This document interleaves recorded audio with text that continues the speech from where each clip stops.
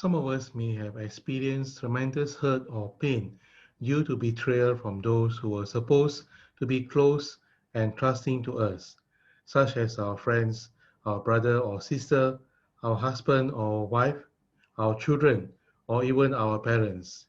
When we experience such hurt or pain, will we still be able to forgive the person or persons who have betrayed us? As Christians, we are reminded that we are asked to forgive those who trespass against us, just as we ask God to forgive us our trespasses. But how do we forgive, especially when the hurt seems so great? Some people think that forgiveness means forgetting, but this is not true. We are asked to forgive, not forget, since if we try to forget the memories, they will not be healed.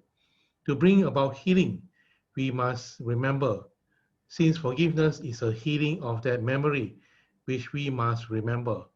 Also, some seem to think that forgiveness will take away the anger and the hurt feelings, but that too is not necessarily true. Forgiveness is not about taking away the anger and the hurt feelings, but it is a decision to let go of the hurts and to refuse to allow the hurts to control us. Should we wait till those hurt feelings disappear entirely before we are ready to forgive? Of course not. Forgiveness can and should begin even when we continue to feel hurt. Moreover, forgiveness is not a single event, since it is a process and it takes time. When we decide to forgive, it does not happen all at once or instantly, like some sort of hocus pocus.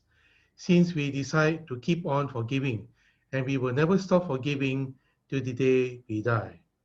As Jesus told his disciples in the Gospel, we are to forgive not 7, I tell you, but 77 times. This is a lifetime of forgiving indeed. Besides, we need to remember that forgiving others becomes easier when we realize that we too need forgiveness, since we too have made mistakes, betrayed others, hurt and gossip about others, and are in need of forgiveness. God our Father readily forgives us for the many times that we have sinned, and we are challenged to do the same. Ultimately, we must learn to forgive ourselves, even though it may seem hard. Why do we need to forgive ourselves? Because it is you. If you cannot forgive yourself, you would also find it hard to forgive others, and you are doubting God's compassion and mercy. In today's first reading, we are reminded that resentment and anger, these are foul things, and both are found with the sinner. He who exacts vengeance will experience the vengeance of the Lord, who keeps strict account of sin. Forgive your neighbor the hurt he does you, and when you pray, your sins will be forgiven. If a man nurses anger against another, can he then demand compassion from the Lord?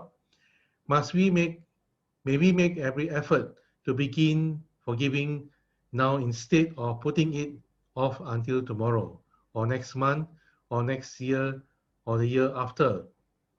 At the end of our life, may we look back with joy and thanksgiving that our life was well lived and marked by forgiveness and reconciliation, instead of unforgiveness, bitterness, and sorrow.